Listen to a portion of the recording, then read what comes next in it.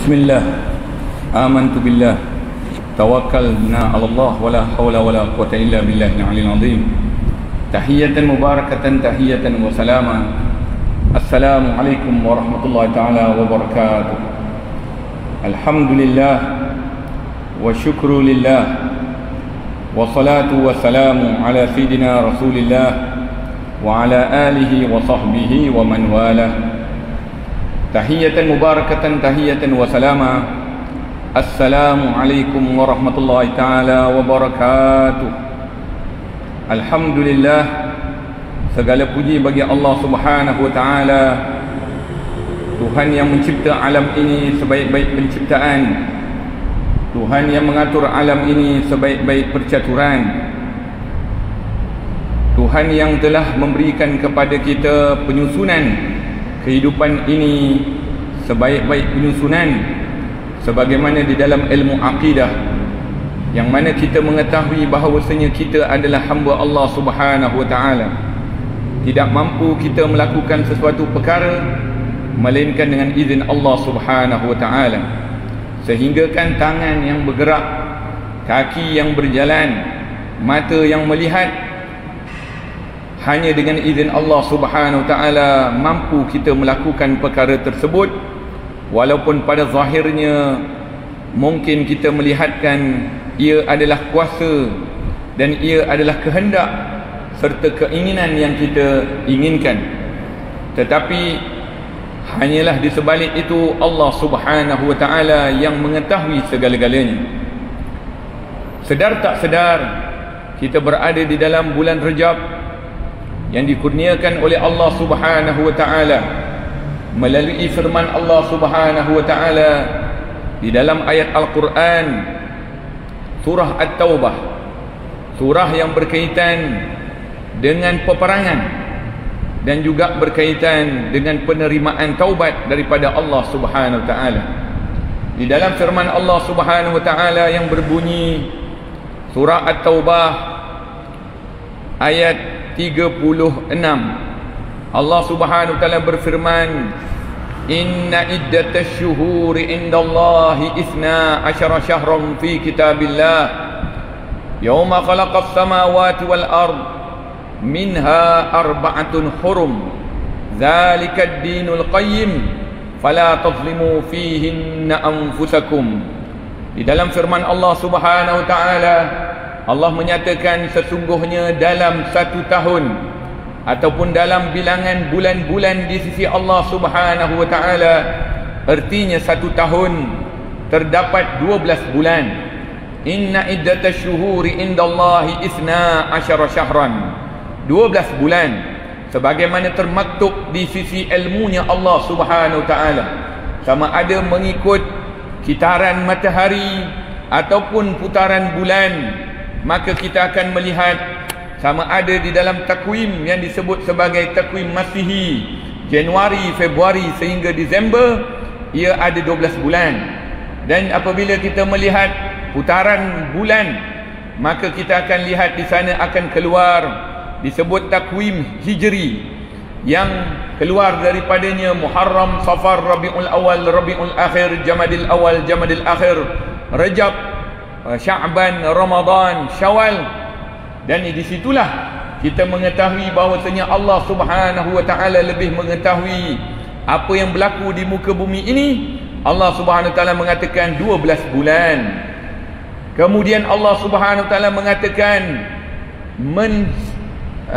mensifikasikan ataupun mengkhususkan daripada 12 bulan itu 4 bulan. Ini bukan saya yang sebut, Allah Subhanahu wa taala yang menyatakan 4 bulan. Apakah dia 4 bulan itu? Inna iddatash syuhuri indallah ithna asyara syahran fi kitabillah, 12 bulan.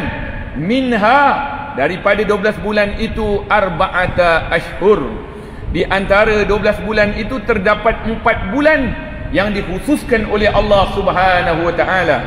Ayat ini menjelaskan kepada kita, seseorang yang mengatakan bulan Rejab tidak ada apa-apa, bulan Rejab tidak ada kemuliaan, bulan Rejab tidak ada keutamaan, anda telah mendustakan ayat Allah Subhanahu wa taala.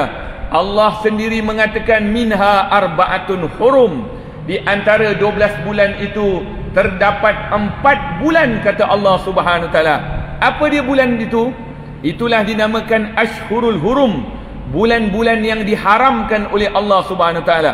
Ada dua erti, bulan yang diharamkan oleh Allah Subhanahu Wa Taala dan bulan yang dimuliakan oleh Allah Subhanahu Wa Taala. Sebab tu para arifun billah, orang-orang yang dekat dengan Allah Subhanahu Wa Taala, orang-orang yang rindu dengan ibadah kepada Allah Subhanahu Wa Taala, orang-orang yang memahami apa pemberian Allah Subhanahu Wa Taala, bulan tersebut 4 bulan tadi mereka akan kejar, mereka akan raih, mereka akan rebut untuk melakukan sebanyak-banyaknya ibadah kepada Allah Subhanahu Taala. Apa 4 bulan tersebut? 4 bulan tersebut, 1 bulan terpisah daripada 3 bulan. 3 bulan terus berpasang, iaitu 3 bulan Zulkaidah, Zulhijjah, Muharram. Ini 3 bulan disebutkan sebagai bulan Al-Hajj, Ashhurul Hajj. Ini bulan haji. Zulkaidah bersedia untuk pergi ke menunaikan haji di Baitullahil Haram. Zulhijjah adalah bulan untuk melakukan ibadah haji. Muharram bulan pulang daripada menunaikan ibadah haji. 3 bulan disebutkan di dalam Al-Quran dahulu. Allah mengatakan ini adalah bulan yang haram. Tahu kenapa bulan haram? Kenapa disebut Ashhurul Hurum? 3 bulan. Dan yang 1 bulan terpisah daripada 3 bulan. Tahu bulan apa? Inilah bulan ni, Rejab. Kenapa masih ada orang yang mengatakan bulan Rejab tak ada apa-apa kemuliaan?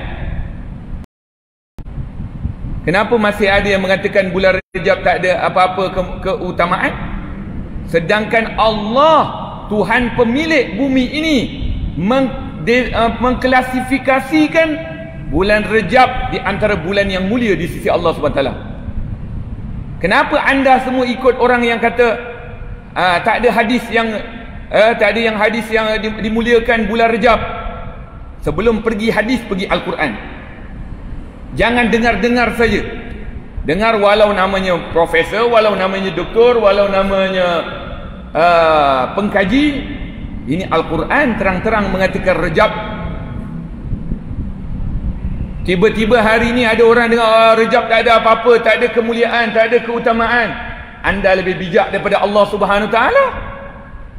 Bulan Rejab yang diturunkan oleh Allah Subhanahu Wa Taala, baca sejarah.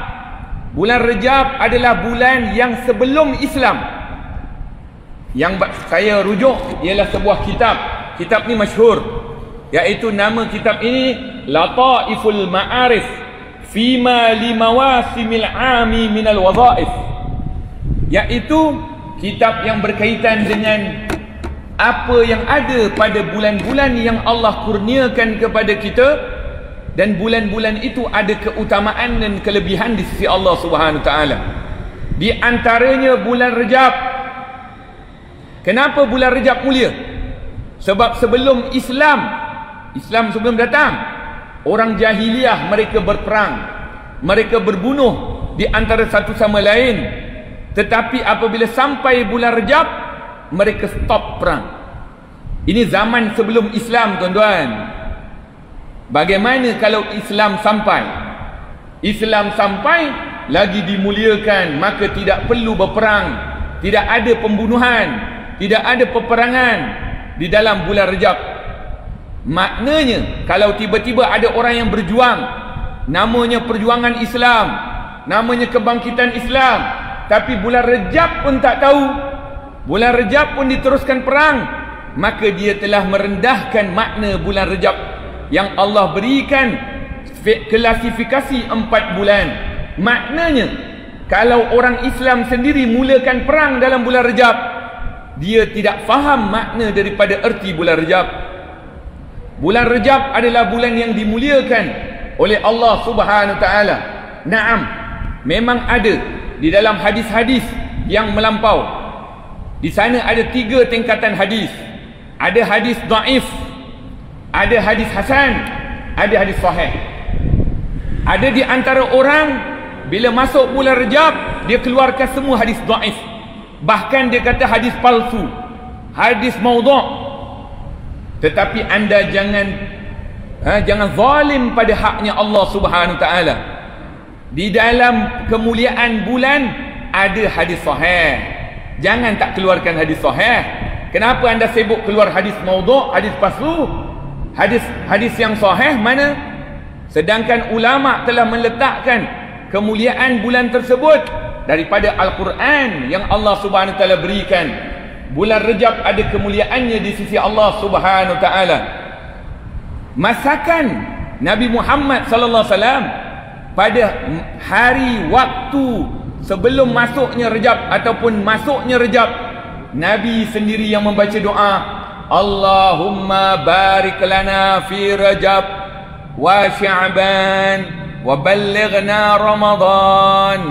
Ya Allah, berkatilah kami bulan Rejab. Bulan Rejab tak ada apa-apa. Tak ada apa-apa kemuliaan, tak ada apa-apa keutamaan.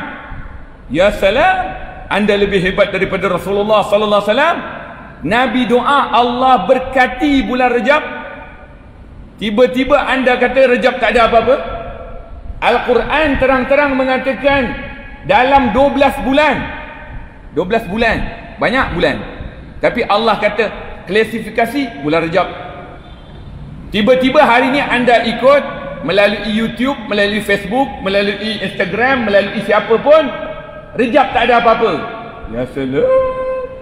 Nabi Muhammad SAW doa, Allahumma barik lana fi Rejab. Siapa makan nasi? Makan nasi? Apa doa makan nasi? Doa makan apa? Allahumma barik lana fima razaqtana. Maknanya orang yang faham dia minta berkat bulan Rejab. Dia minta berkat makan. Sama juga. Sebab itu orang yang tak faham dia akan tak faham. Dan dia susah nak faham. Bahkan dia membohongi diri dia, mengatakan Rejab tak ada apa-apa. Sedangkan Nabi Muhammad sallallahu alaihi wasallam mengajar kepada kita, Allahumma barik lana fi Rejab. Bukankah doa Nabi sallallahu alaihi wasallam? Anda tak dengar doa Nabi sallallahu alaihi wasallam? Anda ingkar doa Nabi sallallahu alaihi wasallam? Nabi kata Allahumma barik lana fi Rejab. Ya Allah, berkati kami bulan Rejab. Ada doa Nabi Allahumma barik lana fi Safar? Ada? Tak ada. Ada Nabi Allahumma barik lana fi Jamadil Awal? Ada?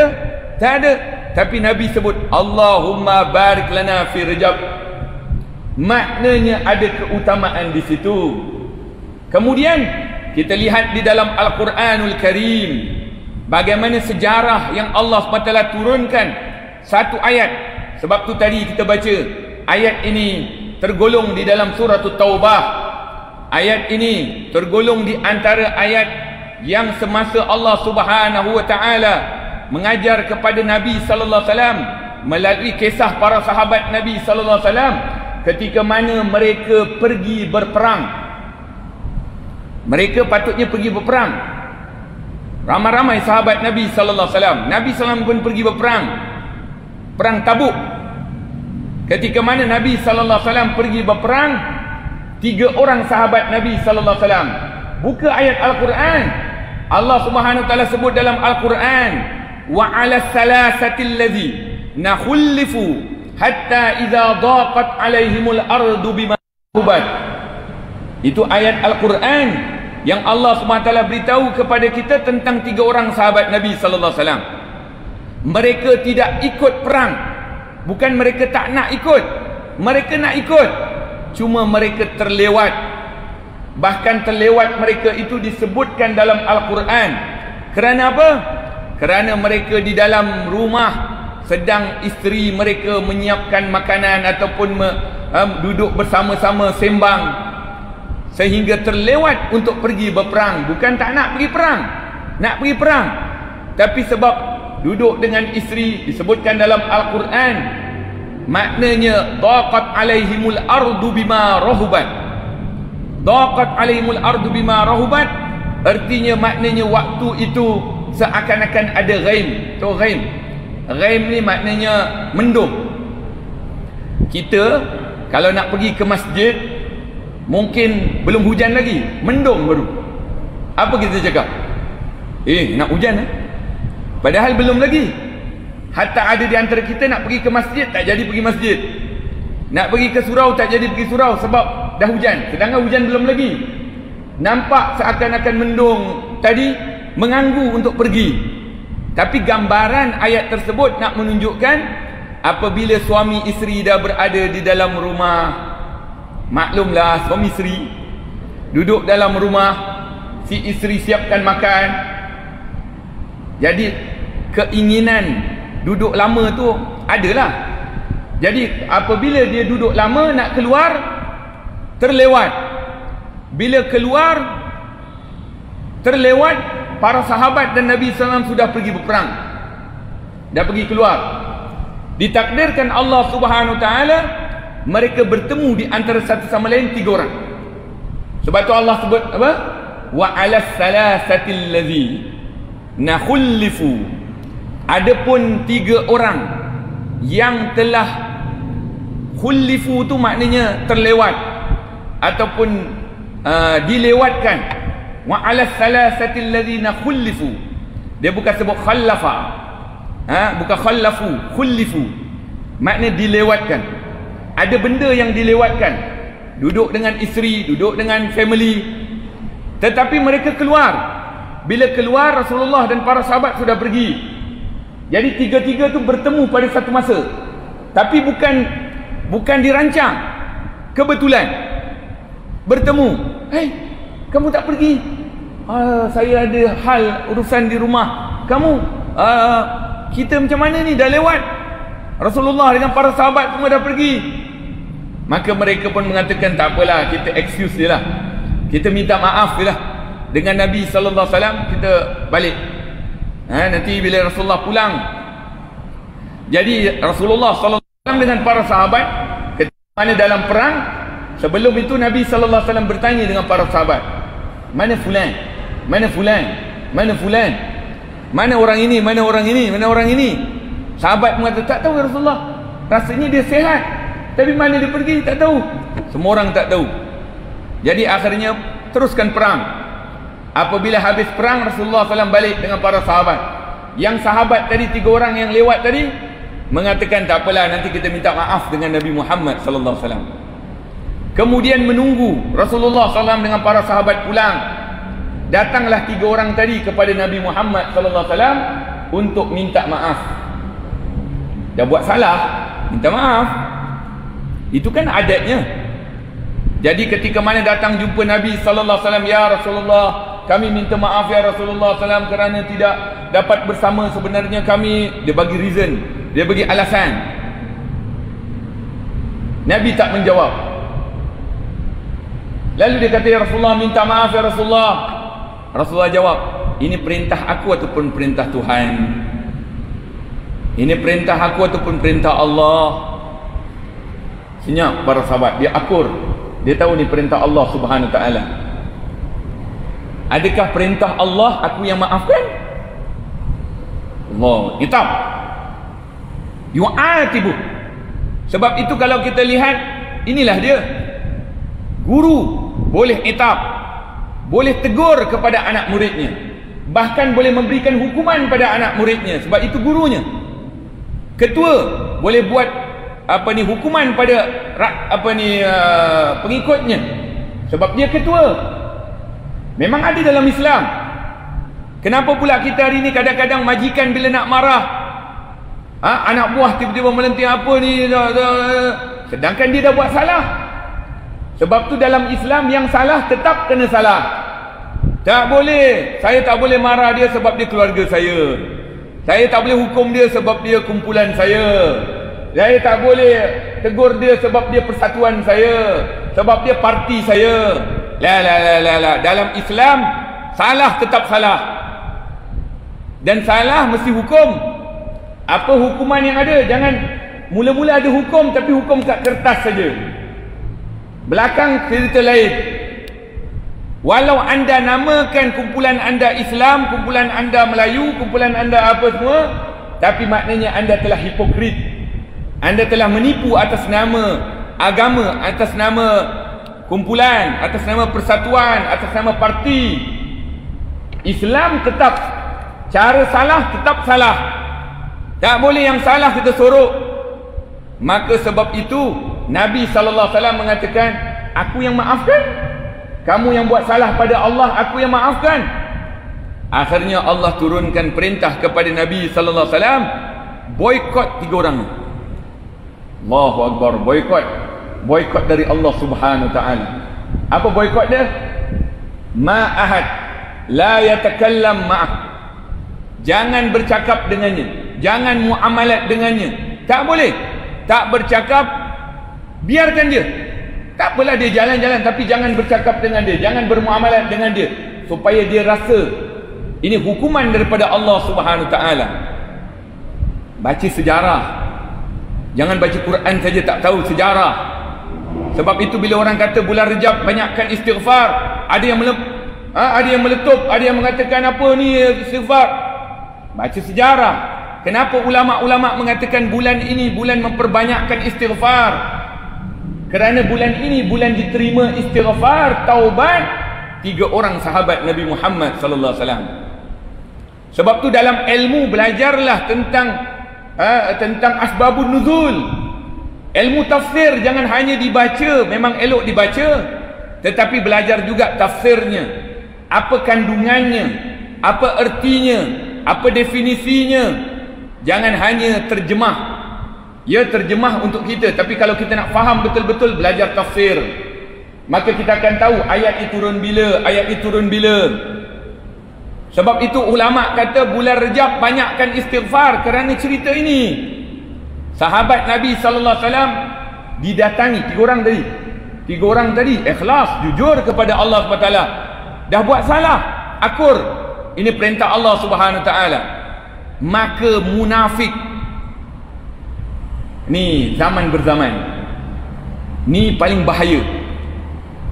Kalau orang kafir bahaya kerana dia jelas kekafirannya, orang munafik lagi bahaya kerana tak nampak kekafirannya. Munafik datang kepada isteri-isteri sebab dia tahu yang penting aku nak hancurkan agama ni, yang penting aku nak hancurkan ikatan Islam. Maka dia datang kepada mula-mula dia datang kepada 3 orang tadi.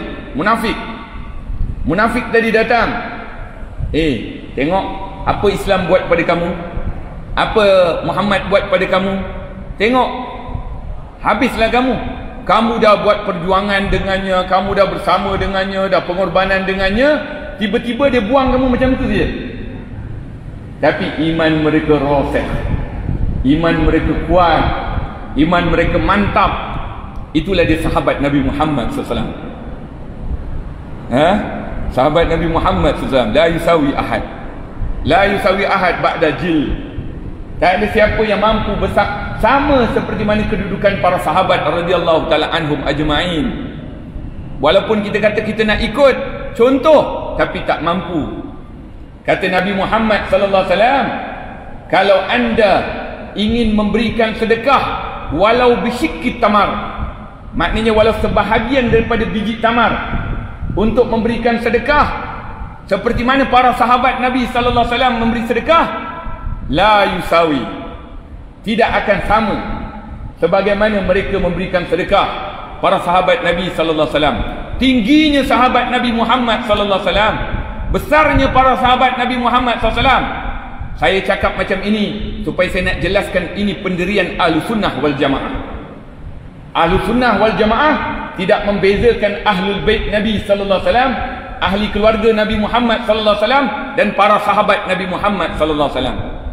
Andai kata ada orang yang mengatakan saya cinta Ahlul Bait, saya cinta Ahlul Bait, tapi sahabat dia tolak tepi, maka ni bukan Ahlussunnah wal Jamaah. Kalau ada pula yang memandang kepada sahabat tinggi, tetapi ahli keluarga Nabi Muhammad mereka menafikan, bahkan mereka kata ahli keluarga Nabi Muhammad dah tak ada, anda telah menafikan Ahlussunnah wal Jamaah. Ahlussunnah wal Jamaah dua-dua ini ain wa ra's. Kita muliakan dua-dua golongan ini. Sahabat Nabi Muhammad SAW dan ahli keluarga Nabi Muhammad SAW. Mereka adalah orang yang paling cinta kepada Nabi Muhammad SAW. Kemudian ketika datang munafik kepada mereka, tengok apa mereka kata, sudah kami dah buat salah, memang ini hukuman. Oh, dia kata ini hebat ni, tak mampu. Apa mereka buat? Munafik. Ingat munafik stop tu? Tak. Munafik akan cari golongan yang lemah. Ini kerja munafik daripada zaman Nabi sampai sekarang. Sampai sekarang dia tahu ada orang yang kuat pegang agama, dia akan cari orang yang lemah, yang boleh perkotak-katikkan, yang boleh dihuru-harakan, boleh tarik dia punya faham. Maka datang kepada siapa? Kepada perempuan, kepada isteri-isterinya. Datang kepada, tengok, kamu tak sayang ke suami kamu? Kamu kenapa biarkan Muhammad suruh dia di boykot? Tapi rupa-rupanya isteri sahabiah pun macam sahabah lelaki, sahabiah perempuan pun mengatakan, dah, sudah ini takdir daripada Allah Subhanahu Wa Taala, sudah cukup. Munafik tak mampu nak. Iman mereka kuat. Mereka minta kepada Allah Subhanahu Wa Taala. Mereka sentiasa memohon kepada Allah, ya Allah, ampunkan dosa kami ya Allah. Ampunkan dosaku ya Allah. Memang aku terlewat untuk ikut kekasihmu Nabi Muhammad SAW. Maka aku minta ampun ya Allah. Mereka diboykot di masjidnya Nabi Muhammad SAW. Maknanya boleh solat tak mengapa, solat berjemaah, tapi tak boleh berbual, tak boleh bercakap, tak boleh bermuamalat. Biarkan mereka. Bagaimana perasaan kita yang biasa campur orang, tiba-tiba kita seorang saja? Allah. Lalu Allah Subhanahu Wa Taala turunkan ayat Al-Quran, wa 'ala thalathati alladhina khulifu hatta idza daqat 'alaihimul ardu bima rahubat. Allah Subhanahu Wa Taala turunkan ayat ini, maka Allah ampunkan mereka, dosa mereka diampunkan, kesalahan mereka diampunkan. Ayat ini turun pada bulan Rajab. Maka inilah bulan yang dikaitkan oleh para alim ulama untuk memperbanyakkan istighfar kepada Allah Subhanahu Wa Taala. Maka marilah sama-sama kita perbanyakkan istighfar kepada Allah Subhanahu Wa Taala, khususnya dalam bulan Rajab. Kalau sesiapa nak hidupkan istighfar, ini istighfar yang telah diambil daripada guru kepada guru, khususnya saya yang pernah belajar di bumi Hadramaut Yaman. Guru saya Al-Habib Omar bin Muhammad bin Salim bin Hafiz Ibni Syekh Abu Bakar bin Salim, jejalur Sayyidina Husain radhiyallahu taala anhu. Beliau mengijazahkan saya dengan membaca di dalam bulan Rajab, perbanyakkan dengan berzikir kepada Allah Subhanahu Wa Taala, Rabbighfirli warhamni wa tub alayya. Perbanyakkan zikir tersebut. Rabbighfirli, ya Allah ampunkan dosaku, warhamni, rahmatilah daku, wa tub alayya, terimalah taubat ke atas dosa-dosaku. Maka perbanyakkan, amalkan. Kalau boleh setelah isyak baca 70 kali, setelah subuh baca 70 kali. Rabbighfirli warhamni wa tub alayya, Rabbighfirli warhamni wa tub alayya, Rabbighfirli warhamni wa tub alayya. Mudah-mudahan Allah Subhanahu Wa Taala mengampunkan dosa-dosa kita, kesilapan yang banyak di sisi Allah Subhanahu Wa Taala. Kita sentiasa melakukan dosa kepada Allah Subhanahu Wa Taala. Al-insan la yakhlu minal khata' wan nisyan. Kata Nabi Muhammad sallallahu alaihi wasallam, Nabi sallallahu alaihi wasallam bersabda, al-insan, manusia itu tidak sunyi daripada melakukan dosa dan kelupaan. Manusia ini memang tempatnya melakukan dosa dan kesalahan, tetapi kasih sayang Allah meletakkan kita ada taubat, pintu taubat di sisi Allah Subhanahu Wa Taala. Moga-moga kita memperbanyakkan taubat di sisi Allah Subhanahu Wa Taala. Sebagaimana firman Allah Subhanahu Wa Taala yang saya sebutkan tadi, bulan Rajab adalah bulan yang dimuliakan oleh Allah Subhanahu Wa Taala. Juga bulan yang berkaitan dengan haram, kerana haram berperang, haram berbunuh di dalam bulan Rejab, bulan Zulqa'dah, bulan Zulhijjah, bulan Muharram. Tetapi di dalam bulan ini juga adalah bulan yang berkaitan dengan pintu yang Allah SWT berikan jalan kepada kekasih junjungan besar Nabi Muhammad sallallahu alaihi wasallam. Insya-Allah kita dalam bulan Rejab ini akan ada satu malam yang mana ini hadiah, kata ulama. Kalaulah umat Nabi Muhammad sallallahu alaihi wasallam Allah Subhanahu wa taala berikan keutamaannya ketika mana malam Lailatul Qadar untuk umat Nabi sallallahu alaihi wasallam. Kemuliaan untuk Nabi Muhammad sallallahu alaihi wasallam adalah malam Isra wal Mi'raj, malam perjalanan Nabi Muhammad sallallahu alaihi wasallam dijalankan daripada bumi Mekah Al-Mukarramah kemudian ke Masjidil Aqsa, dan kemudian daripada Masjidil Aqsa dimi'rajkan Nabi Muhammad sallallahu alaihi wasallam ke Sidratul Muntaha, bertemu dengan Allah Subhanahu wa taala tanpa kaifiat, tanpa cara. Maka Allah Subhanahu wa taala mengurniakan kepada umat Nabi Muhammad sallallahu alaihi wasallam melalui kekasihnya junjungan besar Nabi Muhammad sallallahu alaihi wasallam perintah ibadah asalnya 50 waktu kemudian dikurangkan menjadi 5 waktu. Inilah kelebihan di antara bulan Rejab, dan bulan Rejab ini terdapat di antaranya iaitu mustajabnya doa, tetapi kita telah selesai, iaitu malam 1 Rejab. Kata Sayyidina Ali karramah wajhah, di antara malam-malam yang dimustajabkan oleh Allah Subhanahu wa taala iaitu di dalam bulan Rejab, awal bulan Rejab, dan di dalam bulan Sya'ban iaitu nisfu min Sya'ban, malam 15 Sya'ban, dan di antaranya malam Minggu iaitu malam Jumaat. Allah Subhanahu wa taala akan muliakan orang-orang yang menghidupkan malam-malam ini. Di antaranya juga adalah malam Aidin, iaitu malam Aidul Fitri dan malam Aidul Adha. Mudah-mudahan Allah Subhanahu wa taala memberikan kepada kita taufik di dalam melakukan ibadah kepada Allah Subhanahu wa taala. Mudah-mudahan Allah permudahkan kita kuat dalam melakukan ibadah kepada Allah Subhanahu wa taala. Mudah-mudahan kita mohon kepada Allah Subhanahu wa taala dengan sangka baik kita kepada Allah Subhanahu wa taala di dalam bulan Rejab ini. Allah Subhanahu wa taala mengangkat musibah, malapetaka, bencana, wabak, penyakit yang ada pada hari ini. Ya Rabb, Ya Arhamar Rahimin, Ya Hannan, Ya Mannan, Ya Badi'as Samawati wal Ard, Ya Dzal Jalali wal Ikram. Ya Allah, ya Tuhan kami mohon kepadamu ya Allah dengan taufik dan inayah daripadamu ya Allah. Engkau yang memberikan kepada kami nikmat ketika mana kami bertemu dengan bulan Rejab, bulan yang diperbanyakkan istighfar kepadamu ya Allah. Maka kau ampunkan dosa kami ya Allah. Kami banyak dosa padamu ya Allah. Pagi, petang, siang dan malam kami lalai dan leka padamu ya Allah. Akan tetapi rahmatmu lebih luas daripada segala-galanya ya Allah.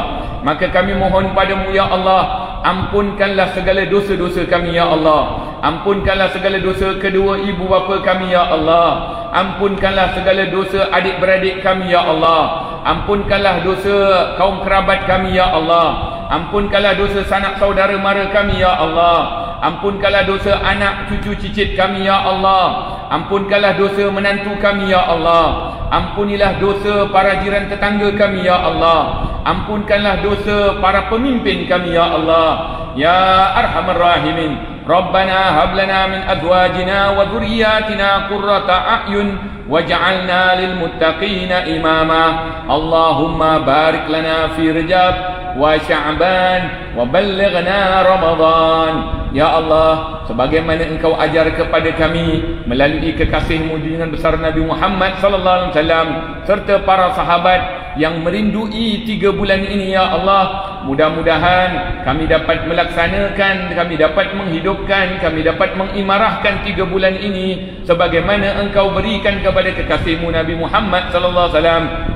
Ya Allah, berkatilah kami bulan Rejab dan masukkanlah kami ke bulan Sya'ban, sampaikanlah kami ke bulan Ramadan. Ya Arhamar Rahimin. Rabbana atina fid dunya hasanah wa fil akhirati hasanatan wa qina adzaban nar. Wa sallallahu ala sayidina Muhammad wa ala alihi wa sahbihi wasallam. Walhamdulillahi rabbil alamin. Insyaallah kita lihat di dalam bulan Rejab ini juga disebutkan dalam riwayat bagaimana sahabat Nabi sallallahu alaihi wasallam memperbanyakkan ibadah puasa.